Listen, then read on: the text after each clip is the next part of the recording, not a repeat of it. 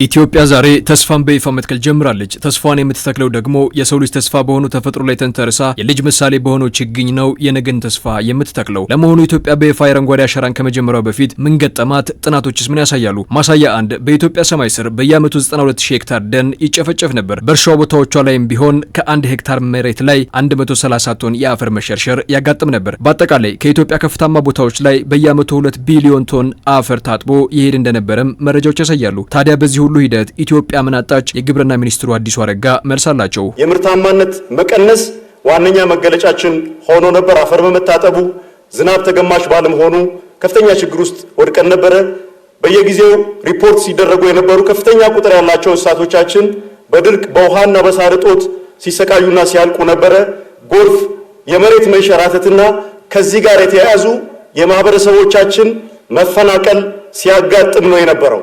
ስለዚህ የአረንጓዴ አሻራ መርሃ ግብር እነዚህን ችግሮች ተሻግረን በእጃችን ያጠፋነውን የጨፈጨፍነውንና ያወደምነውን ደን እንዴት መልሰን ከተፈጥሮ ጋር እንታረቃለን በሚል ሐሳብ በክቡር ጠቅላይ ሚኒስትራችን ሐሳብ አመንጭነት የተነደፈና በህዝባችን ሰፊ ተሳትፎ የተተገበረ ምናልባትም በዓለም ታሪክ ውስጥ መንግስትና ህዝብ ተቀናጅተው ሊያሳኩት የሚችሉና በታሪክ ውስጥ ጉልህ ስፍራ የሚሰጠው ክንውን መሆኑን ለማንሳት እፈልጋለሁ።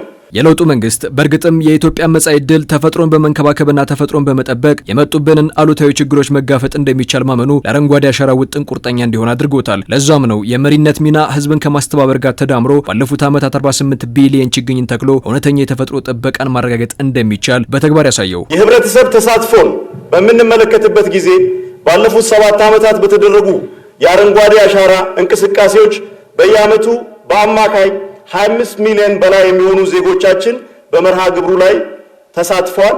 ይሄ እንግዲህ አንድ ችግኝ እንኳን $1 ቢገመት በህዝባችን ጥረት፣ በእውቀት፣ በላብ የተደረገው አስተዋጽኦ እስከ $48 ቢሊዮን ሊደርስ እንደሚችልና ባለፉት 7 ዓመታት የተከልነው ችግኝ በኢትዮጵያ ኢኮኖሚ ላይ ትልቅ ትርጉም ያለው መሆኑን መውሰድ ይቻላል ማለት ነው። ባለፉት ዓመታት በተሰራው አመርቂ የአረንጓዴ አሻራ መርሃ ግብር መሰረት የኢትዮጵያን የደን ሽፋንን በተመለከተ የዓለም የደን ምርምር ኢንስቲትዩት የሰጠው ማረጋገጫ በ2016 የኢትዮጵያ ደን በ2010 ከነበረበት 17.2 ወደ 23.6 ሽፋን ያደገበት መሆኑን የግብርና ሚኒስትሩ ገልጿል። የአባይ ተፋሰስና የአዋሽ ተፋሰስም ቢሆን የደን ሽፋን የአረንጓዴ አሻራ መሰረት አድርጎ ለውጥ ማምጣት የተቻለበት ነው። በእርሻ ቦታዎች ላይ የሚታጠፍ አፈርም ቢሆን በእጅጉ መቀነሱ ሌላው የአረንጓዴ አሻራ ስኬት ነው።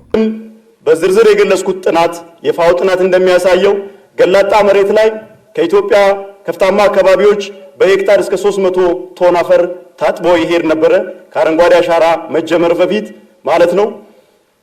አሁናዊ ያለው ጥናት ግን የሚያሳየው ወደ 90 ቶን በሄክታር ዝቅ ብሏል። በጣም በብዙ እጥፍ ቀንሷል ማለት ነው። ከእርሻ መሬት እስከ 130 ቶን በሄክታር ታጥቦ ይሄድ ነበረ ከአረንጓዴ አሻራ እንቅስቃሴ በኋላ ወደ 54 ቶን በሄክታር ዝቅ ብሏል። በአጠቃላይ ወደ ወንዞች ታጥቦ የሚገባው የኢትዮጵያ ደለል የኢትዮጵያ ሀብት በአመት በአማካይ እስከ 2 ቢሊዮን ቶን ይደርስ ነበር። ይሄ ጥናት እንደሚያመላክተው ከአረንጓዴ አሻራ መርሃ ግብር መጀመር በኋላ ግን በብዙ እጥፍ ቀንሶ 208 ሚሊዮን ቶን በአመት ይታጠባል። ይሄም ቀጣይ ስራ እንደሚጠበቅብን ማሳያ ነው። ውጤቱ በጣም የሚያስደስት በጣም ተስፋ የሚሰጥ ቢሆንም አሁንም ትኩረት አድርገን መስራት እንዳለብን ያሳያል። በምግብ ሉዓላዊነትም ቢሆን ኢትዮጵያ በአረንጓዴ አሻራ አመርቂ ውጤት እያስመዘገበች ሲሆን በአቮካዶ ምርት ደግሞ ለሌሎች ሀገራት ጭምር ምሳሌ የሚሆን ውጤትን ማምጣት ትችላለች። በአቮካዶ ምርትም የአቮካዶ ምርት የአረንጓዴ አሻራ ከተጀመረ በኋላ በደንብ በሀገራችን መስፋፋት የጀመረ የፍራፍሬ አይነት ነው።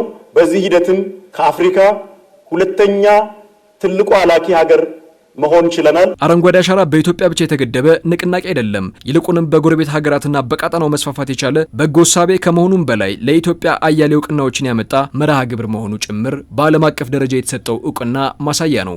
ከኢትዮጵያ የአረንጓዴ አሻራን ተሞክሮ ለመቅሰም ናይጄሪያ፣ ኡጋንዳ፣ ኬንያም ብዙ ርቀት ሄደው ሀገራቸውን ለማልበስ ጥረት እያደረጉ ያሉ በሀገራት መካከል ያለውን መቀራረብ ለማጠናከር የተጠቀምንበት አንዱ መንገድ ነው።